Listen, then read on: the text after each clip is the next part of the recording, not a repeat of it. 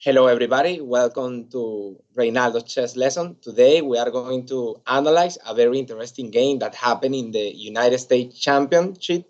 Was the around in the day number 3. The game was played between Jeffery Xiong and Hikaru Nakamura. Was a very interesting game where with a good domain from the positional point of view. So let's see. In the game, White start with e4 and Hikaru open with g6. So with this order of moves, seems to be that Black is going to play a modern defense, uh, but really we cannot say the name of the opening yet. D4, D6, this is the Pirc structure, knight f3, and now knight f6. So with the after this move, attacking the pawn on e4, now clearly we are in the Pirc defense. If Black is interested in keep the options to play the modern defense, have to develop the bishop and preserve some options to put pressure in the center of the board with c5. And to do that is very important for Black, delay the development of the king side knight. In the modern defense, usually Black develop the knight via d7 to push the pawn to c5 to create the central pressure on d. But in the game, Hikaru decides to jump with the knight to f6, and we are getting a transposition into the Pirc defense. Now knight c3, protecting the pawn, bishop g7, and here bishop e3. Okay, this is a quite interesting variant because eventually in the future, White can try to play a queen d2 and a bishop a6 to trade the dark square bishop, because this bishop eventually may be very important for Black in case Black decides to castle short. And this idea can be combined with a possible pawn storm with h4, h5 to open that line and create intersection point on a6. The bishop on e3 at the moment seems to be that it's exposed because the knight can chase the bishop, but in case of knight g4, White can simply move the bishop to a new square, for example, bishop g5, okay, and Black can try to chase the bishop, but after bishop h4, g5, bishop g3, the bishop here is very safe, and really Black don't have any way to put pressure with the knight or with the pawn, and this structure will be overexpanded, and now White have a clear rupture pawn on h4. So really attack the bishop with knight g4 is a bit premature, but it's an idea that White have to consider and to take into account. For that reason, with this location, h3 is quite common to cover this square event. So here, Hikaru continued with c6. Okay, this move, placing the pawn to square away of the knight and preparing a potential expansion with b5 and b4 in case that White decides to castle long. So queen d2, Jeffrey continued with the main idea, trying probably to castle long and also getting this square to trade the bishop. So b5, and now bishop d3. Okay, this move is very clever because after this expansion, Black is threatening the pawn advance to b4, removing the defender and winning the pawn on e4. So Jeffrey anticipated the threat and developed the bishop, protecting the pawn on e4. Knight bd7, and now h3. This is a prophylactic move to prevent future knight g4. And now here we are going to see, this is one of the main variants in this setup, the advance with e5. Objectively speaking, this move probably not is too flexible because White can define the center of the board after all the trades. So as this bishop is in the fianchetto location, no is controlling this diagonal, and eventually the d6 square may be critical for the future stage of the game. For that reason, at this moment, probably a bit more flexible for Black is playing with queen c7 and probably delaying the advance in the center and also delaying castle, keeping some options to go long after a6, bishop b7, castle long, or to castle short. Also waiting a bit, to see what White is going to do with his king. But okay, Hikaru pushed the pawn to e5, and here after pawn takes, Jeffrey decided to undermine the black pawn structure on the queen side with a4. This move is pretty safe because in case of b4, removing the defender, as happens in the game, the bishop on d3 is protecting the central pawn. We are going to see a decisive positional factor is that the bishop in the fianchetto location is going to be closed by the central pawn.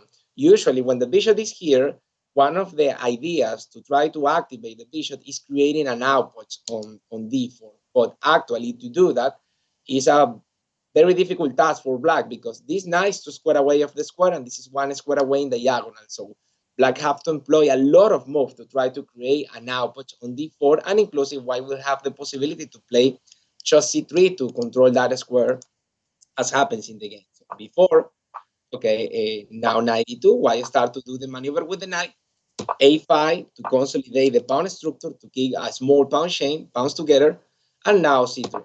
This move is putting some pressure here.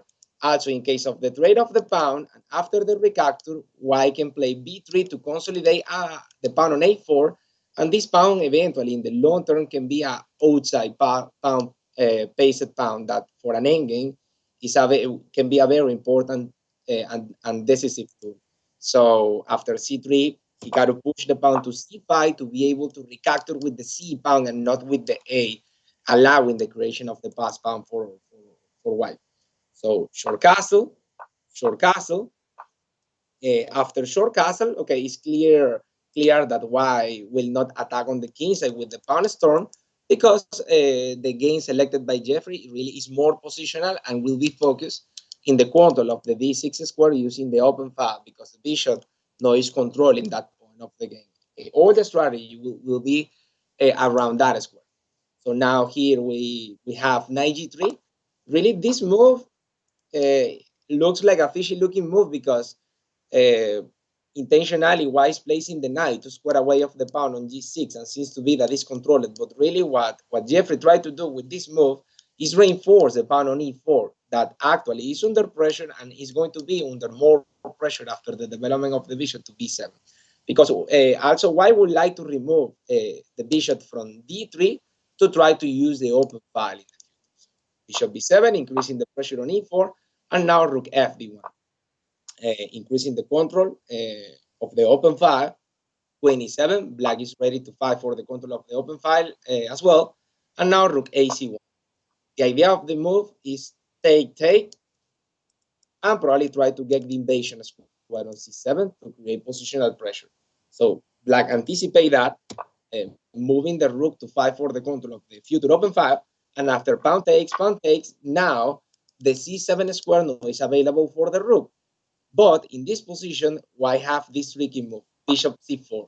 That seems to be that is leaving the pawn hanging on e4, but really this pawn cannot be captured because in case of knight takes, the knight is losing the protection of the knight on d7 and white can simply capture here. Okay, so here black play knight f8, relocating the knight and probably trying to do the maneuver to get the outputs in the future, but no is on time because white finally can get the invasion square that is very weak because the bishop no is defending that location. So white offer the queen trade, trading queens. Eventually, white can increase the control of the unique open. Well, not the unique, almost the unique open file available because the c5 will be closed after the pawn advance to b3 to kick the minor pieces being defended by a pawn from behind. Queen takes, rook takes. Okay, now rook c7. Black is probably preparing double rooks on the c file. Rook b6. Okay, putting pressure on the bishop.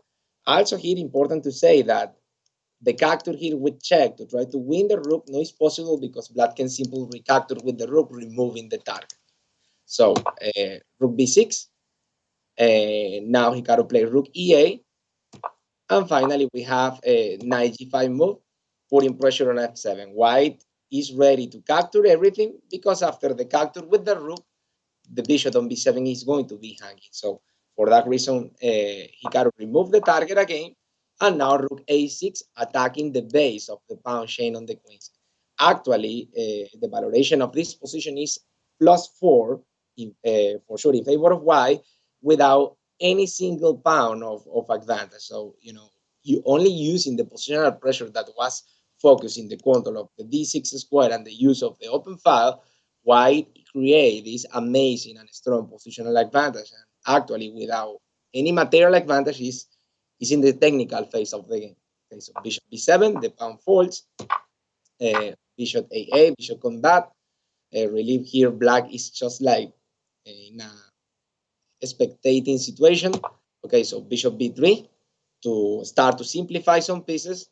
Logically, Hikaru avoid the simplifications to try to kick the position complex, but now after here, rook a6, okay, putting pressure on the 6th rank, a6, here we have this amazing tactical trick. So knight takes on f7 seems to be that white is losing 2 pieces for a rook, but after rook takes, bishop takes, king takes, now the rook can finally get the invasion square, king g8, and rook c a7, putting pressure on the bishop. Now the bishop don't have really, all the squares are covered, so there is no way for black to protect the bishop. The unique alternative will be capturing the central pawn on e4, but after that, white can restore the balance of the minor pieces, sacrificing the rook on f6, removing the defender of the bishop on e4. Bishop takes, knight takes, and actually we have a position with a clear and healthy extra pass pawn, okay? Also a better structure because white have only 2 islands, okay, versus 3. And this pawn is isolated and actually is a central pawn that is still blocking the bishop. So material and positional advantage. Bishop d8, rook pinning the bishop. So 96, this was the last try to liberate the pieces, but after the move immediately Hikaru resigned because he noticed that knight f6 was incoming, and after bishop takes, white can simply capture here, winning an exchange and still keeping the pass pawn that will be supported by the rook and by the bishop. So this was an amazing victory by the young American Grandmaster, Jeffery Xiong, managed to crush Hikaru in a nice style, only playing positionally. And I think this kind of game is can be very strong against Hikaru that used to be a tactical play. So well, with this we finish with the analyze. Remember, if you enjoy the content, like and subscribe and share with your friends. Hope to see you soon in a new video.